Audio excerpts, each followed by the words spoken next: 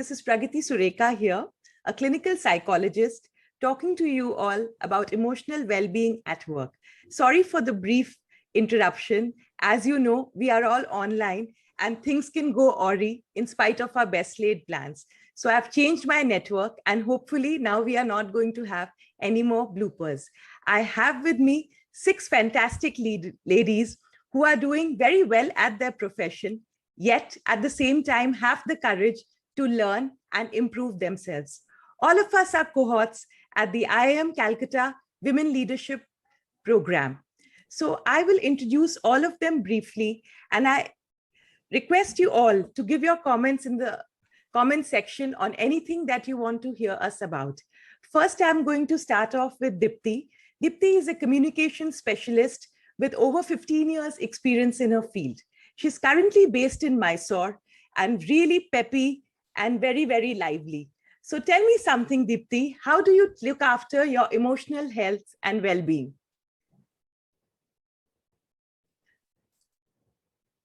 For me, the entry point to emotional well-being, I would say, is to take care of myself.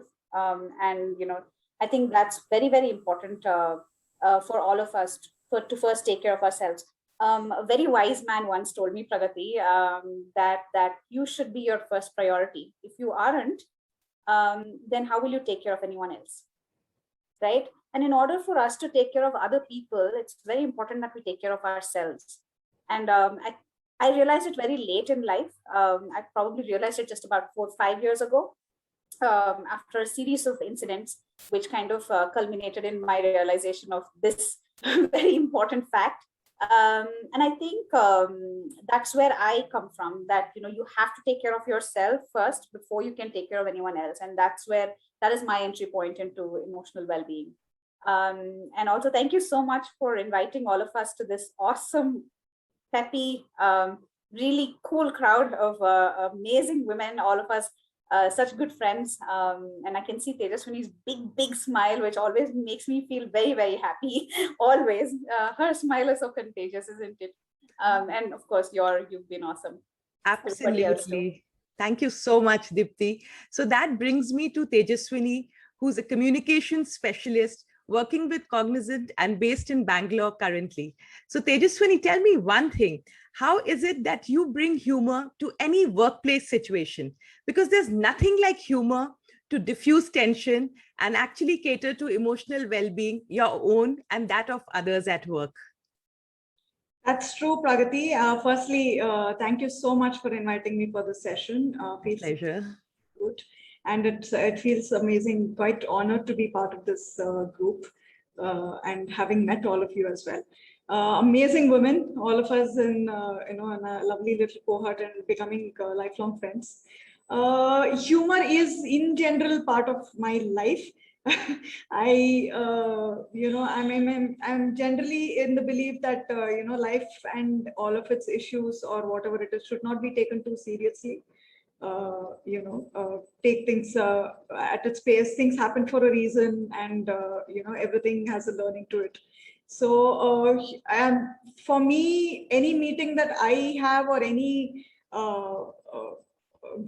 office gathering that I have, any irrespective of whether it's a presentation or a leadership meet, I don't generally allow it to go extremely serious at all. My go-to thing is Bollywood. I love Bollywood. I'm a huge Bollywood buff. I find a Bollywood dialogue for every situation that there is. So an awkward silence, and I go "Itna sannata kyun hai bhai?" And if one of my team members has given a fantastic presentation, I go "Mukambo khush hua," and this lightens up the mood. And I've done that in some rather large gatherings as well. Mm-hmm. When one of my unit heads in a previous organization gave some really serious presentation with some very tight deadlines and huge goals, and I was anchoring that event, so there was this deathly silence by the time he left the stage, and he went and sat back, and I just went and said, "Ab tera kya hoga Kalia" types. So I think humor, just keeping it a little light, it allows people to not take things too seriously as well. And opens up the mind, to allow some good ideas and some good sharing to happen. Very well said. And I totally agree with you. I'm not as big a Bollywood buff as you, but I'm definitely going to try it next time. Imagine if in therapy I say, Tera kya hoga, Kalia? So that brings me to you, Aishwarya. Aishwarya has been in a business management professional for the last 15 years. She's into strategic planning, resource management, and a communication specialist. So tell me something, Aishwarya, how do you look after your emotional well-being at the workplace? Good evening, everybody, and happy to be a part of this wonderful gathering today. And thanks for having us over, Pragati. You're being a wonderful host, and we have had the opportunity to listen to you in a lot of videos, and there are some amazing messages that you give across every day. So keep at it. And emotional well-being for me is. I think I'm a very people-centric person, and I need to connect with others for me to keep myself emotionally stable. So I think that kind of helps me. And I don't know, I'm probably somebody who's very positive always. And I think, when you came up with this topic, I think there was only one question that kind of came up to my mind. So I still remember during the last day of college, there was one friend of ours who came up and asked all of us, so what does success mean to each one of you? And I mean, it didn't take me long, but then I just, on the spur of the moment, I said happiness. That's it. To me, success, you can't measure it by your career or your, the amount of wealth that you accumulate. To me, success is being happy in whatever you do and wherever you are. So I think that kind of became the mantra for my life. So like Tejaswini said, right, there are reasons why certain things happen and there are learnings there. So you just have to let things happen and not get too serious about it. And I kind of adopt the same philosophy at workplace also. So, I don't take my work, too hard. So just to say that, I know my deadlines, I know I know when to cut off. So I think that is very important for you to know when to say no and when to put a stop to say that, yes, this is what I can do in a day. And I think I mentally switch off like by 6:37. I think I say, okay, that's it for the day. It's done. It's done. It's not done. It can always be done tomorrow. It's not like there's nothing that can't wait until tomorrow. I think that kind of helps to maintain that, emotional well-being. And again, I think I am quite fortunate to have a lovely team. So who always, keep me motivated, and also to an extent, we are a lively bunch of team members, so we don't always have serious meetings, so there is some fun element in our meetings as well. So things are going good. So that's lovely to hear, Aishwarya. Happiness and staying positive is how I try and keep. Thank you. I think that's really well put, putting that hard stop to what you are doing and switching from one role to another is something that most of us struggle with. We feel that the world won't spin on its axis without us.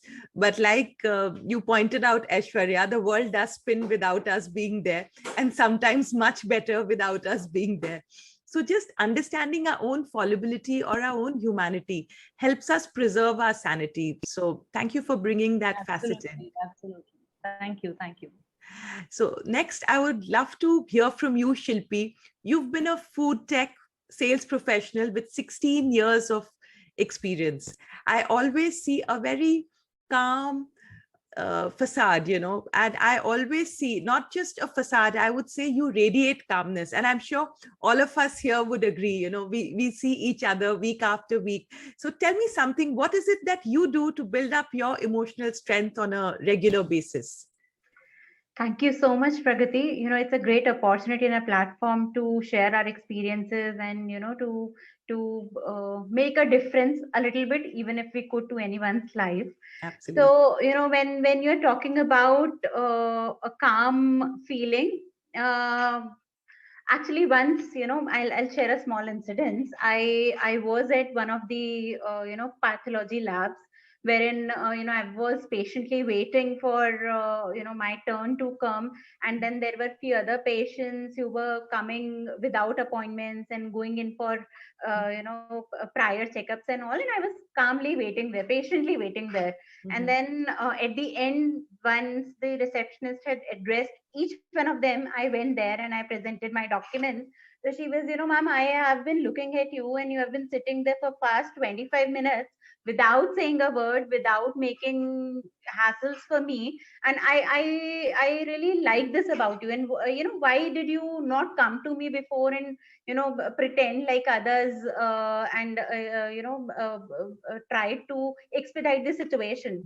And the only answer I had was, when I can wait, there's no need to put someone in the situation where they have to choose and select and be really worried about it. So that's kind of in my nature, wherein I prefer to think about the situation and then really act upon it. Not it's I don't kind of really react to it. I prefer responding to it. And I think that's the mantra. And a lot of times, and as my colleagues have been speaking about being sane, and I fully agree with Tejaswini that being a Bollywood buff sometimes helps, and using some of the dialogues from some of the funny movies really calms the situation out. So it's like I also use them sometimes in our meetings, like "Purush hi nahi, Mahapurush hai wala." So and it really helps to calm the situation down and bring a little humor which is required to de-stress everyone, bring that small smile in the most tensed of the situations. So most of the times when I feel stressed, I just stop everything. I pick up one of the most funniest of the movies with no sense, and I laugh my heart out with my son. So that is what gives me a break and gives me energy to move on. That's so well put, Shilpi. I love it. You are walking your talk. And this, I think, defined empathy like nothing else. If I can wait, why do I not wait? If we actually just paused and thought about our own conduct, life becomes so much easier. So that brings me to you, Swati. Swati is a civil engineer based in Delhi, and she has extensive experience in the field of oil and gas, mining, metals, and infrastructure works. Now, that is quite unconventional for women as a field. And yet, as we see, especially in our IIM group, we have quite a few civil engineers and women who have not been afraid to walk a path which is traditionally not a woman's forte. So is there some workplace challenge that you have dealt with your emotional strength? I would love to hear about that. Thanks, Pragati.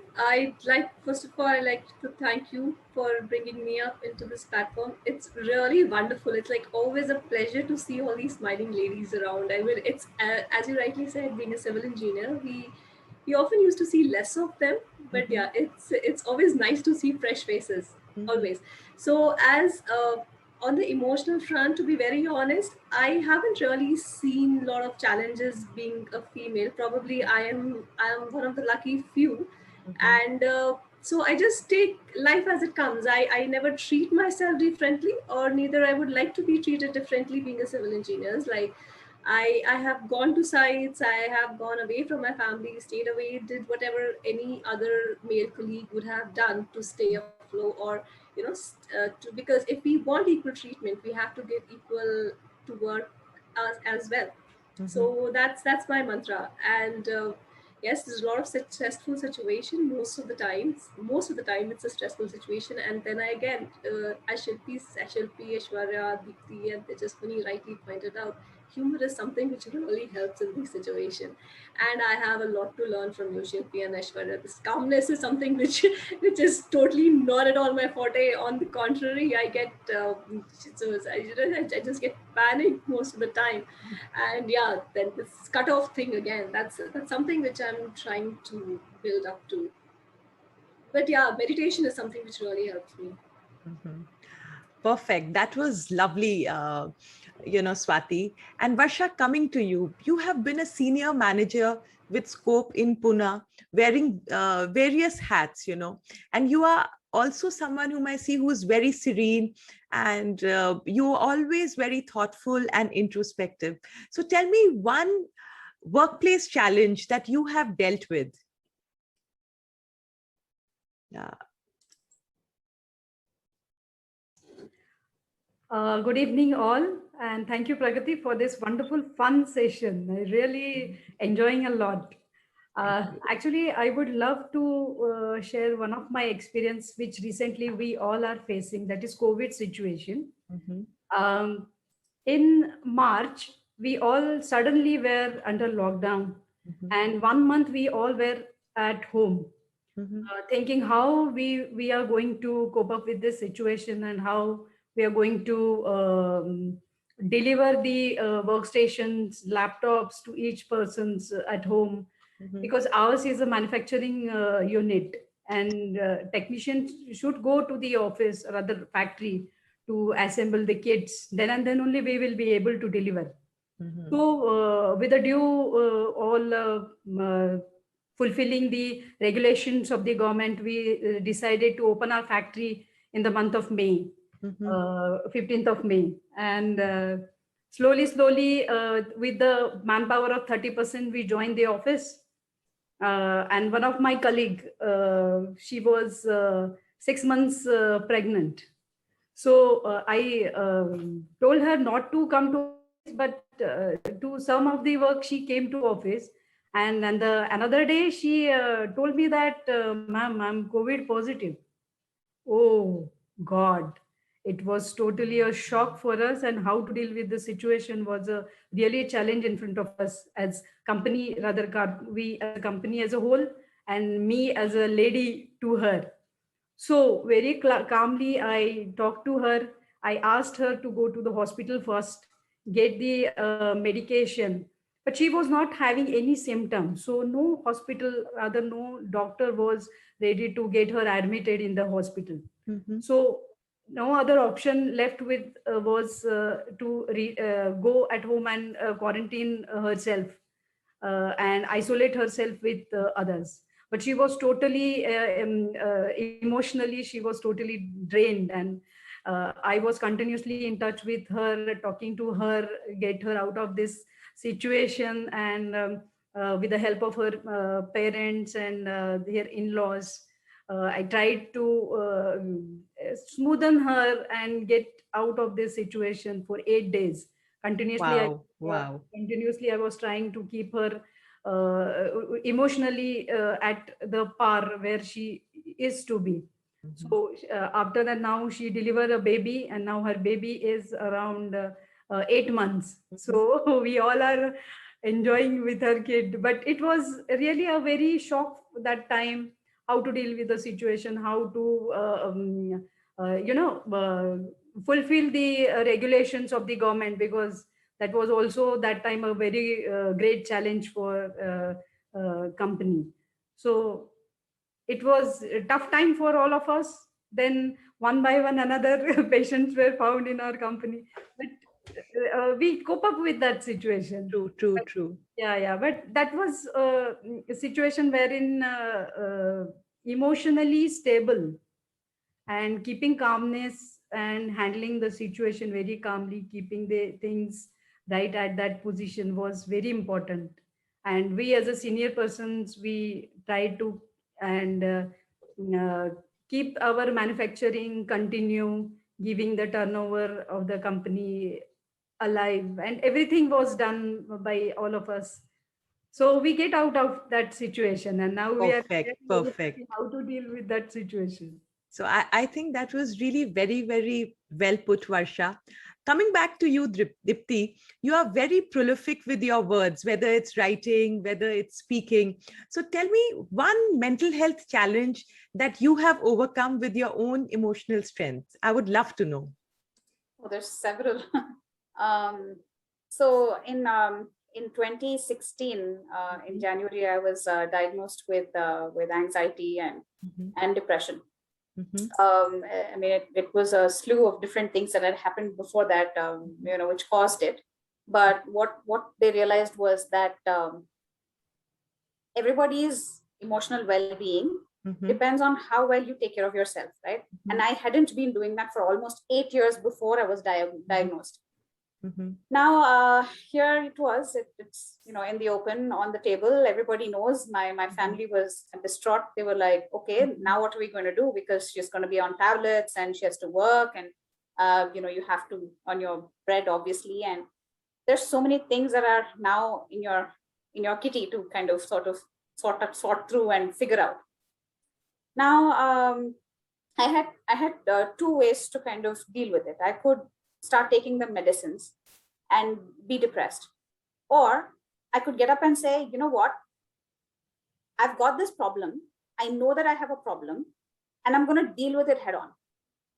Right. So in 2016, I began a lot of reading, so much that, I began understanding some few things that I kind of tell in a lot of my speeches as well. One is that, people very easily say you hit rock bottom and now the only way is up. What people don't tell us is that, yeah, you hit rock bottom, the only way is up, all that is great. But to get up, you have to claw, you have to gnaw, you have to scrape your knee, fall back down again. It hurts, right? But then you keep getting back up again. Every time you get back, you kind of feel a new kind of strength in your leg. Your shin doesn't hurt as bad anymore. Your knee doesn't hurt anymore at all. Your heartache kind of decides to manage itself.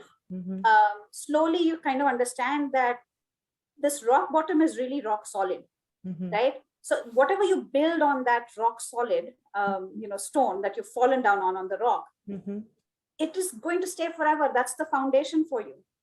And looking at rock bottom as a foundation for me became a very important thing. And I tell this to a lot of people who come and say, I think I've hit rock bottom. I say, that's a good thing, right?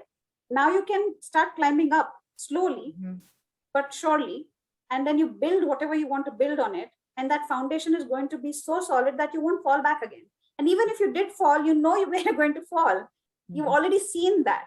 You've already been there. You already know that ecosystem. So you know how to cope back again. And so that's something that I started doing, and I started practicing happiness by telling myself that I am a happy person. I would wake up every day in the morning and, ask my mother, how do I look? Do I look happy? Do I look sad? And she'd be like, okay, something's wrong with you. But I'd say, I'm asking you consciously, tell me, do I look happy? Do I look sad? I would do this with my brothers. I would do it with very close friends. And then, I would slowly start telling myself that it's okay to kind of grieve over something that has happened. It's okay to kind of go through that emotional turmoil, because if you don't let it happen, it's going to eat you up inside, right? I might as well just go through the phase. I might as well just feel it, drain it out, instead of keeping it inside, make it toxic. Absolutely. So that's what I did. For the last, I think the last time I ever took a tablet for depression or anxiety was December 2016. And now I've learned to manage. Great, great. So, I think that was just fabulous. And we are all so inspired to hear that, Dipti, because, Rumi said that it's through the wound that light can enter you. And you really have exemplified that. Aishwarya, I would love to hear from you. What is it that you want to add on to the discussion? So I just, when Deepti was talking, I just got reminded of, a book I read, and it was more like an audio book that I heard. So where it says that, you have to, so you have an uninvited guest. You are hosting a party and you have some uninvited guests. Now, how do you deal with that? You can either choose to be obsessed over that person and go to that person and try to throw him out or try to throw her out, and then see how it's disrupting the others in the party and how it's affecting your mental peace and how it's not allowing you to enjoy the party. Or the other way is to let that person be there and ignore him. And then, slowly he gets accustomed to the situation and he blends in. And then, you are not too worried about it. And you are also able to enjoy the party, and it is not disrupting the others also. So I think, it kind of echoes what Deepti said. So accept that, that there is something wrong, and then it helps, it makes it that much easier for you to kind of, take the correct way or to correct it. So I think, whatever Deepti said kind of resonates with what I read about and heard about. Yes, and that was so, so beautiful. So coming to you, Swati, is there any one message that you have for our viewers today?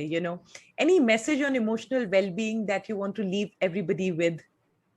Yes, there's just one thing, especially for my lady friends out there, just that do take care of yourself and don't feel guilty about it. I have often seen that people are so engrossed taking care of the others, they just forget. And if they do take out time for themselves, they're always conscious of the fact that I'm ignoring something very important in my life. So, just one message, make yourself priority too. That was Work, wonderful. family, everything else is definitely important, but you are the most important person in your True, life. true, true. It's like we say, if I am there, then mine is there. So Tejaswini, what about you? What kind of message do you want to leave for our friends? There's something that I learned very early on in life through a workshop and through my mentor. And he always says that nobody cares for your life more than you do. Mm-hmm. That is something that I learned. So you might think that a lot of people, I mean, of course, we have a lot of loved ones, we have a lot of good friends, some of us have been extremely fortunate to have a fantastically supportive family, parents, siblings and all that. But at the end of the day, only you know what you're going through. At any given point of time, if you're depressed, then you're depressed. If you're happy, then you're happy, and it eventually comes down to you as to how you deal with that situation. Nobody can really. A lot of people can say a lot of nice things. There have been situations when I've been like down in the dumps and I've just wanted to be left alone. No advice has worked. No pizza has worked. No chocolate milkshakes have worked. No, chat with the family and meetings have worked. I've just wanted to let things be and calm myself down. Be in that right frame of mind wherein I can see how best I am equipped to deal with that particular situation. And that is something that I did realize again. I'd kind of forgotten this. I realized it again in 2019 when I was in Mumbai and things were just not working out at the workplace. So I was like completely by myself. But the fact that I was by myself worked. Mm-hmm. Because I took my time. I used. I went about it my way.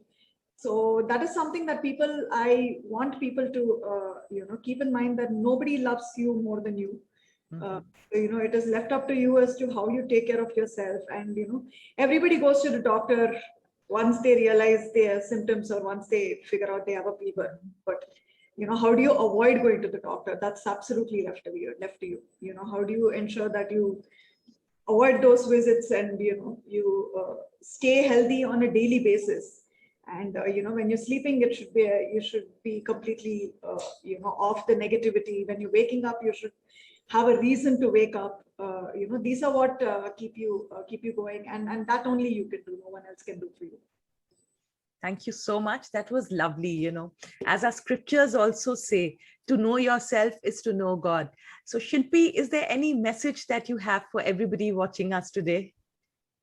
Yeah, so adding on a little bit to what Tejaswini, Swati, Deepti has said, most important is to take care of yourself, stay healthy, eat well.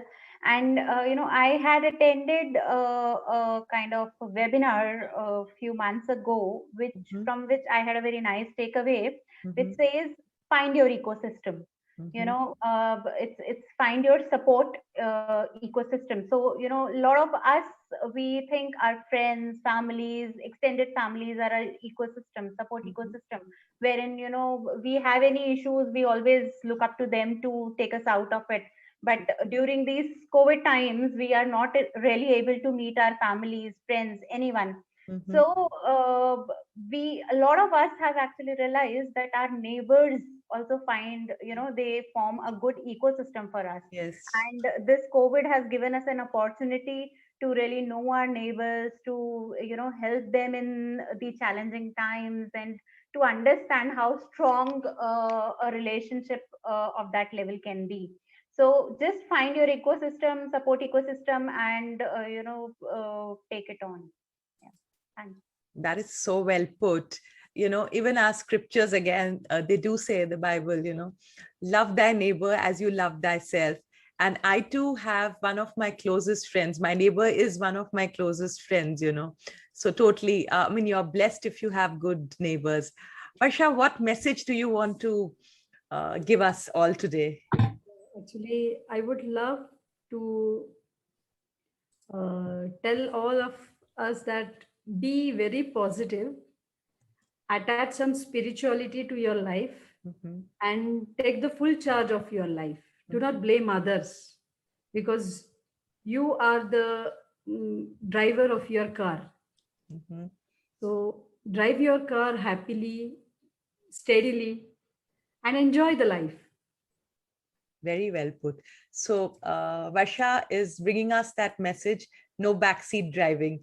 So Aishwarya, any last few words for everybody here? I think all of them have more or less covered what needs to be said. But just a thought is that don't stress over yourself over what has happened. Mhm. I mean, it cannot change things. So I think you just need to accept it and move on. No point, tripping over spilt milk is what I think. So just let's wipe off the table. The milk is gone, and then let's just grab a cup of coffee and enjoy it. I think that's the way I look at things. Perfect. And that brings me to you, Dipti. Any parting words for everybody today? Life's so short, you know. I don't know if how many of us we've spoken on the phone, Mhm. but every time somebody calls me, they'll feel this high energy. And I always start my call with "What's up?" Like a really loud "What's up?" And because life is so short and beautiful, right? My grandmother always said that what makes you happy is what's gonna keep you alive. So be happy. It's okay if something goes wrong in your day. It's okay if something went wrong yesterday. Today's like Uguay said in Kung Fu Panda, today is a gift. That's why it's called the present. So live in this moment, see all these happy faces, and kind of just enjoy the ride. It's so nice to be a part of this beautiful life that we've been gifted.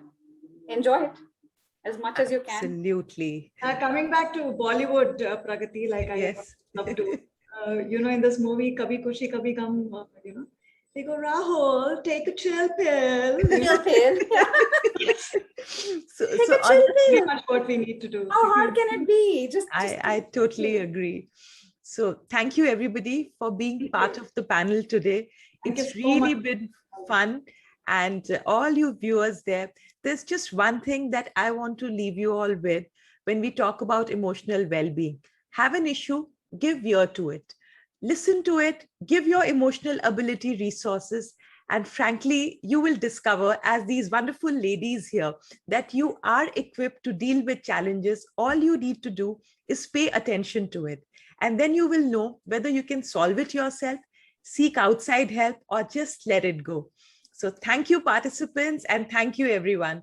Bye-bye. Thank you so much. Bye. Bye-bye. Bye bye. Thanks, Pragati. Bye, screenshot guys. time. Thanks. Yes, Screenshot time. Screenshots. absolutely. So I have All right. stopped the live stream. Thank you, girls. That went wonderfully well. Yeah, thanks, Thank Pragati. you so It was much, fun, Pragati. yeah. Thank you So so much It's fun. good, we should just talk to each other intermittently, just We like that. should do I it, know. or we Yeah. can go live. And that's how it suddenly just struck me. And at the nick of actually, I live next to the military camp, So I have 2 broadband connections that I keep on, and plus my Geo. So suddenly at 8, I realized that how come this is what is happening? I've realized when you say, oh, I do lives all the time, that's the day it's going to get fucked up. I think a lot of people tried logging in. Everybody that I had given the link to, nobody could see it. Yeah, Right? I Is that? see it. He couldn't. Then I. And you know what else happened? A Yeah. firefly like swooped right into through the window. So we have a huge French window here, okay, and I keep it closed all the time. I don't know why. So I don't know who opened it even. It flew right in like that.